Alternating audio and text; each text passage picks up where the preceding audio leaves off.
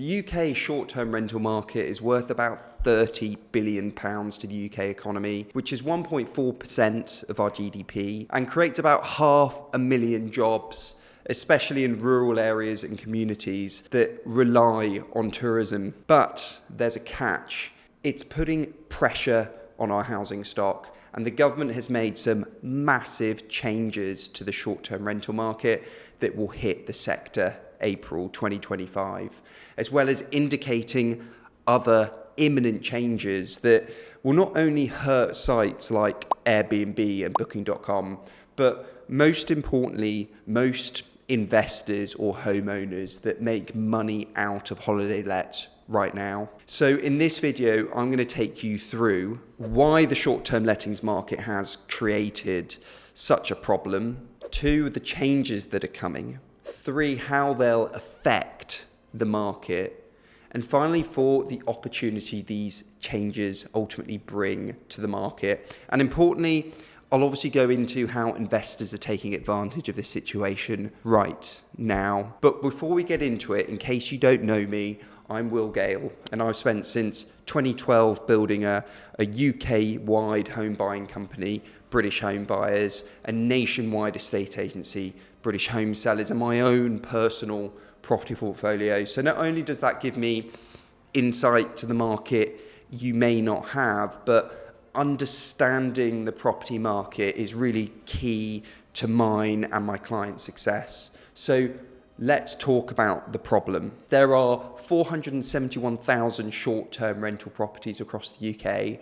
Now, given there are about 30 million homes in the UK, that's only 1.6% of all properties. So what's the problem here? That's a tiny percentage. Well, the problem is that this figure is growing and growing. You can see from these graphs that over the last 5 years, there's been a 31% increase in short-term rental properties on sites like Airbnb and Booking.com.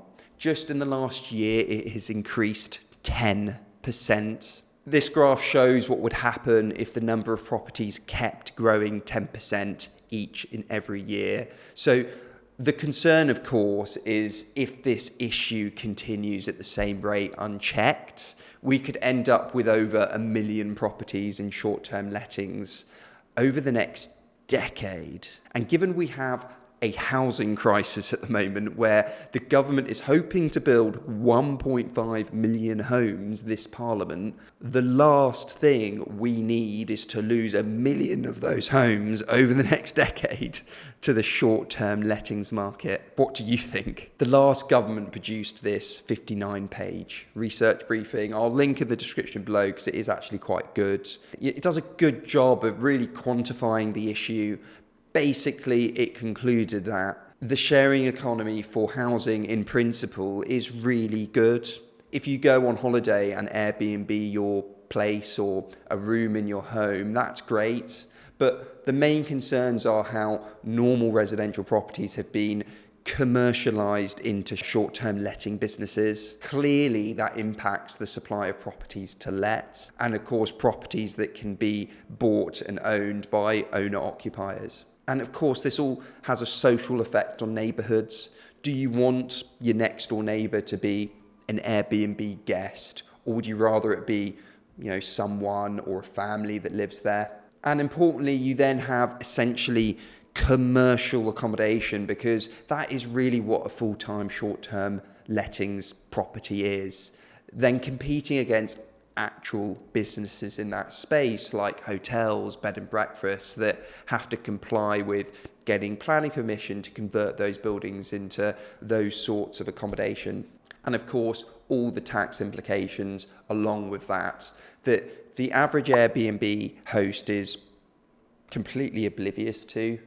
I just think that it's obviously a bit unfair on those historic businesses. In my view, it's one thing a homeowner Airbnbs their home for a limited number of days a year whilst they're on holiday, for instance, but it's entirely different when you essentially have businesses created off converting ordinary homes into holiday lets without any planning approvals or building control considerations that any other traditional equivalent business would have to deal with, like a hotel or bed and breakfast. So look, obviously from my perspective, I think these are genuine issues that need addressing, just to make the playing field fair for everyone and to make sure short-term lets don't essentially spring up like weeds all over the place. But what do you think? Comment about it below. So let's look at the changes the government is bringing to fix this. So these big changes will affect any owners of furnished holiday lets, such as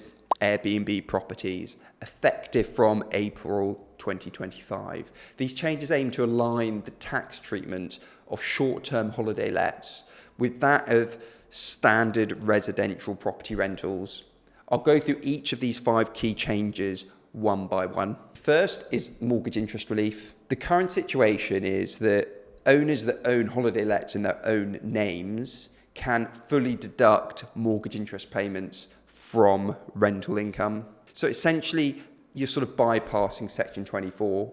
So of course, if you already have a holiday let within a limited company, this will make no difference to you. But of course, when Section 24 was introduced in 2015 and phased in towards 2017, you had a growing number of landlords that simply switched their buy-to-let properties into holiday lets to bypass the tax issue of Section 24. Those people won't be able to do that anymore, because post-2025, mortgage interest relief will be restricted to the basic rate of income tax, that 20%, similar to the rules for standard buy-to-let properties right now. This means that, of course, higher rate taxpayers will receive less relief, potentially, well, almost certainly increasing your tax liability. Secondly, capital allowance. So the current situation is owners can claim capital allowance on the cost of furniture, fixtures and fittings. Basically, you can deduct all those things as a pre-tax cost, lowering your tax bill. Post-April 2025, the ability to claim capital allowances will be removed. Instead, owners may only deduct the cost of replacing domestic items like a washing machine, for instance, which is exactly the setup for traditional buy-to-lets at the moment. And thirdly, next, capital gains tax reliefs. It might surprise people, but the current situation with holiday let properties is that they qualify for certain capital gains tax reliefs, including business asset disposal relief, which was formerly entrepreneurs relief, which can reduce the capital gains tax rate to 10% on qualifying gains. Now, post-April 2025, eligibility for these reliefs will stop. Gains from the disposal of holiday let properties will be taxed as standard capital gains tax rates, in the same way normal residential properties, buy-to-let properties would have, which I know will annoy people with holiday lets that were counting on it. But the fact holiday lets had access to that relief was more of a loophole that's now being closed. Next is pension contributions. So the current situation is profits from holiday lets are considered relevant earnings for pension contribution purposes. So it allows owners to make tax-advantaged pension contributions. Post-April 2025, holiday let profits will no longer count as relevant earnings. So that's going to limit the amount owners can contribute to their pensions with tax relief. And finally, 5, loss relief. The current situation is any losses from a holiday let business can only be offset against future profits from that same holiday lets business. Whereas post-April 2025, losses can be set off against other property income, providing more flexibility in offsetting losses from one property to another. So these 5 things will come in April 2025. They are coming in. However, there is one thing that is very likely to come in at some point in the future, and that is the proposed short-term lets registration scheme. The current situation, certainly in England, is you could pretty much make any property into a holiday let as general. Now, what they want to do is, as quickly as possible, the housing minister wants holiday lets to require planning permission. So although there is no set date for this, it seems inevitable that at some point holiday lets will require planning permission to operate, and that there'll likely be exemptions for homeowners renting their homes for up to 90 days a year, which I personally think makes sense. It won't affect those that rent their homes when they go on holiday to make a bit of extra cash, but of course it is going to affect those trying to make a commercial business out of it.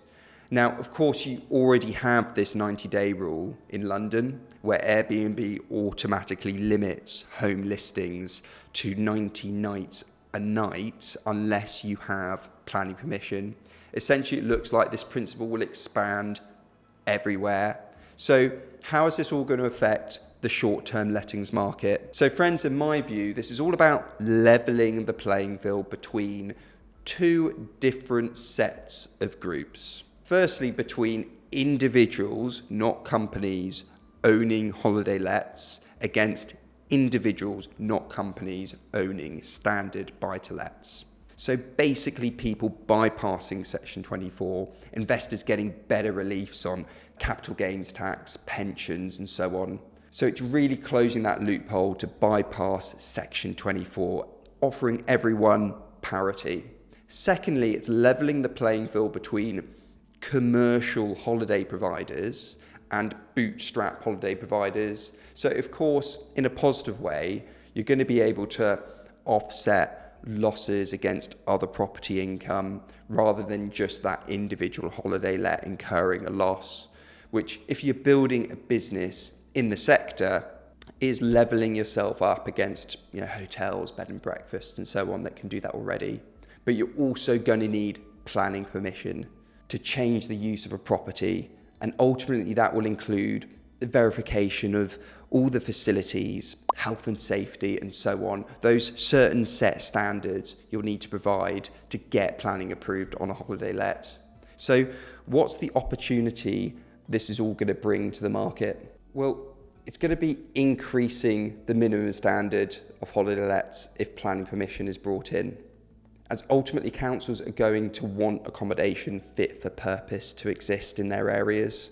It's going to protect providers of holiday lets from areas becoming oversaturated with property, because again, councils aren't going to want an excess supply of holiday lets that are going to negatively impact residential homes or the market. So for those of you providing quality holiday lets that can jump through these hoops as they come in, you're ultimately going to find you'll be operating against a slower level of competition entering the market, which is a really good thing for you. It's going to reduce supply, which will protect your profit margins, hopefully. The downsides are those bypassing the tax issues created by Section 24 will now have to face those same tax problems again, which I appreciate is frustrating.